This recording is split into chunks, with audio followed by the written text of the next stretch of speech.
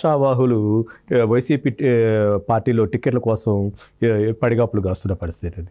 మరోవైపు తెలుగుదేశం పార్టీ నుంచి కొంతమంది పెయిడ్ ఆర్టిస్ట్ లాగా వైసీపీలోకి వెళ్ళి భంగపాటుకు గురయ్యారని పెద్ద ఎత్తున సోషల్ మీడియాలో వినిపిస్తున్న క్రమంలో గుంటూరు జిల్లాలోని గుంటూరు పశ్చిమ నియోజకవర్గం నుంచి తెలుగుదేశం పార్టీ తరఫున గెలుపొందిన మద్దాలగిరి గారు ఇప్పుడు ఆయనకి టికెట్ లేదు, ఇన్ఛార్జిగా కూడా మంత్రి విడుదల రజనీ గారిని అక్కడ అనౌన్స్ చేసిన పరిస్థితి ఉంది. అయితే మద్దాలగిరికి టికెట్ లేదు అని మ్యాక్సిమం కన్ఫామ్ అవుతున్న క్రమంలో ఆర్యవర్సులు అందరూ సంతోషంగా స్వీట్లు పంచుకుంటున్న క్రమం కూడా మనం అక్కడ చూడొచ్చు. ఇదే అంశంపైన మనతో మాట్లాడటానికి పొలిటికల్ క్రిటిక్ కిరణ్ కుమార్ ఉన్నారు. ఆయనతో మాట్లాడే ప్రయత్నం చేద్దాం. సార్ నమస్తే అండి. నమస్తే. ఏదైనా టికెట్ ఇవ్వకపోతే ఆ సామాజిక వర్గాల వాళ్ళు ఆందోళన చేస్తుంటారు రోడ్డు మీదకి వచ్చి. మరి గుంటూరు పశ్చిమ నియోజకవర్గంలో మద్దాలగిరి గారి టికెట్ ఇవ్వకపోతే స్వీట్లు పంపిణీ చేసుకుంటూ ఆనందం వ్యక్తం చేస్తున్నారు ఆర్య వైశ్యులు. ఎందుకంటారు? తప్పేముందండి, ఆయన గెలిచింది టీడీపీలో, వైసీపీలోకి వెళ్ళి అమ్ముడు పోయాడు. ఆయన చేసిన పని ఏమీ లేదు. ఏమని చెప్పుకుంటాడు? అభివృద్ధి ఏమీ చేయకుండా ఈరోజు వైశ్యాస్ మొత్తం గుంటూరులో స్వీట్స్ పంచుకున్నారు అంటే కరెక్టే చేశారు. వాళ్ళ వైఎస్ఆర్ కాంగ్రెస్ పార్టీ అధికారంలోకి వచ్చినాక ఎన్ని అసలు రాష్ట్రాన్ని సర్వనాశనం చేసినా కూడా నువ్వు ఆ పార్టీలో ఉంటా ఇన్ఛార్జిగా ఉన్నావు ఇప్పుడు దాకా, నిన్నటిదాకా. ఇప్పుడు కొత్తగా చిల్లూరుపేట నుంచి విడతల రజనీ గారిని ఇన్ఛార్జిగా పెట్టిన తర్వాత ఇంకా నువ్వు ఎడిపోతావు, టీడీపీలోకి వస్తావు, మళ్ళీ వచ్చి గెలిచే అసలు సీటు అడుగుతావా నువ్వు? అయితే ఇతను ఒక్కడు కాదు, మద్దాలగిరి వల్లభనేని వంశీ పరిస్థితి కూడా చాలా అసలు అర్థం కాని పరిస్థితి ఇద్దరిది. అయితే వైఎస్ఆర్ డిమాండ్స్ వినిపించాల్సింది పోనిచ్చి పొట్టి శ్రీరాములు వర్ధంతి నేపథ్యంలో అక్కడికి వచ్చిన ఆర్యవర్సులు పొట్టి శ్రీరాములు విగ్రహానికి పూలదండ వేసి సంతోషాన్ని వ్యక్తం చేసి స్వీట్లు పంచుకున్నారు. ఎందుకంటారు? రాష్ట్రానికి పట్టిన దరిద్రం ఇంకొక 100 రోజుల్లో పోతుంది.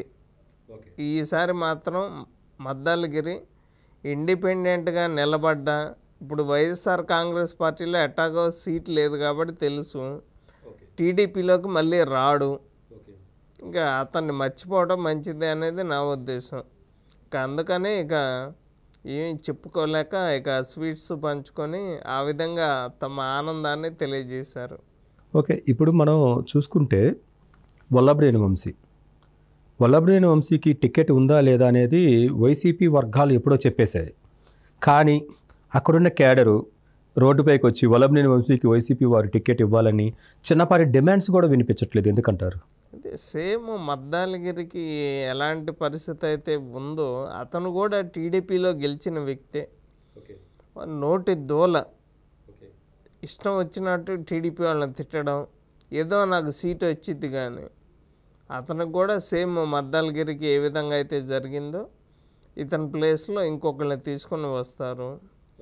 వీళ్ళకైతే రాజకీయ భవిష్యత్తు ఇంకా లేదు అని చెప్పి ఇద్దరికి లేదు. ఇంకా ఎక్కువ మాట్లాడడం కూడా దండగ వీళ్ళిద్దరి గురించి. ఓకే, ఇప్పుడు 2014లో మనం చూసుకుంటే మద్దాలగిరికి ఎటువంటి రాజకీయ అనుభవం లేదు. అలాంటి వ్యక్తిని గుంటూరు తూర్పులో నిలబెట్టి గెలిపించుకుంది టీడీపీ పార్టీ. ఆ 4-5 ఏళ్ళ తర్వాత 2019లో కూడా అసలు టికెటే ఇవ్వద్దని చెప్పి పెద్ద ఎత్తున టీడీపీ వాళ్ళు బాబు గారికి చెప్పినప్పటికీ బాబు గారు కూడా ఆర్యవర్స సామాజిక వర్గానికి ప్రాధాన్యత ఇస్తూ గుంటూరు పశ్చిమలో తీసుకొచ్చి మద్దాలగిరికి టికెట్ ఇచ్చారు. టీడీపీ వర్గం అక్కడ ఉన్న క్యాడర్ మొత్తం గెలిపించుకున్న పరిస్థితి. అటువంటి టీడీపీని మోసం చేసి టీడీపీకి రెబల్ ఎమ్మెల్యేగా మారాలని మద్దాలగిరికి ఎందుకు అనిపించింది అంటారు? అతనికి ఉన్న వ్యాపారాలు కాపాడుకోవటానికి జగన్ గురించి అందరికీ తెలిసిందే కదా. ఎక్కడ తన ఆస్తులకి ఇబ్బంది కలుగుతుందేమోనని ముందు జాగ్రత్తగా వెళ్ళాడు.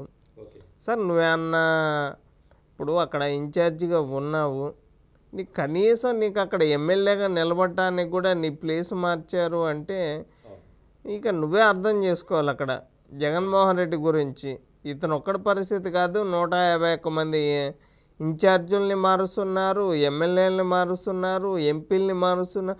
మొన్న రీసెంట్గా మోపిదేవిని కూడా లేదు, రీసెంట్గా ఇప్పుడు వీళ్ళ రెడ్డిస్లోనే తోపుదుర్తి ప్రకాష్ రెడ్డి,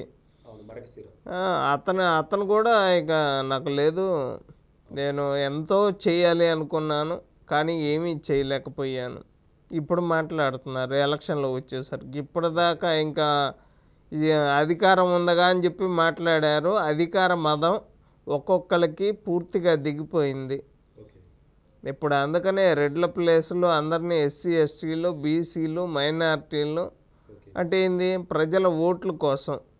ఇంకెన్నాళ్ళు మోసం చేస్తారు? సానుభూతి మీద ఇంకెన్నాళ్ళు ఇంకా ఇంట్లో వ్యక్తులను చంపుకుంటా నిన్ను నమ్మి తల్లి చెల్లే ఇంట్లో ఉండరే, ఇంకా ప్రజలు మళ్ళీ ఎట్ నమ్ముతారు? యాక్చువల్గా ప్రశాంత్ కిషోర్ అనే అతను నీకు 1 ఓటు కానీ 7 ఓట్లు కానీ 5 ఓట్లు కానీ వస్తాయి అని చెప్తే ఈయన మొత్తం కలిపి 170కి 175 నాయే అని చెప్తున్నాడు. ఓకే, అది ఆ విధంగా ఉంది. ఆంధ్రప్రదేశ్లో అయితే, తెలంగాణలో నా వల్ల ప్రజల్ని ఇబ్బంది పెట్టొద్దు, ట్రాఫిక్కి ఎటువంటి ఇబ్బంది పెట్టొద్దు అని రేవంత్ రెడ్డి గారు మాట్లాడుతుంటే, అక్కడ ఆకాశంలో వెళ్తున్నా కూడా కింద ట్రాఫిక్ ఆపే పరిస్థితి. అక్కడ పోలీసులు కూడా అధికార పార్టీ చెప్పినట్టే చేస్తున్నారు. రీసెంట్గా ఇప్పుడు గుంటూరు మున్సిపల్ కమిషనరు మహిళ కీర్తి అనే కూడా జైలు శిక్ష 2000 కూడా జరిమానా విధించడం జరిగింది. ఇలాగ శ్రీలక్ష్మి లాగా ఇంకా ఎంతోమంది పోలీస్ స్టేషన్ చుట్టూ కోర్టుల చుట్టూ తిరిగే పరిస్థితి ఇంకా కొన్ని రోజుల్లోనే ఉంది అని చెప్పి చెప్పగలను. మొత్తానికైతే గుంటూరు పశ్చిమ నియోజకవర్గాల్లో మద్దాలగిరి పరిస్థితి దయనీయంగా మారింది. సొంత సామాజిక వర్గమైన ఆర్యవర్సులే తీవ్రంగా వ్యతిరేకిస్తూ ఆయనకి వైసీపీలో టికెట్ లేదు, అసలు రాజకీయంగా అతను పనికి రాడు అంటూ సొంత సామాజిక వర్గం వాళ్ళే స్వీట్లు పంచుకున్న పరిస్థితులు కూడా మనం చూసాం. మరొక అంశంతో మళ్ళీ కలుద్దాం.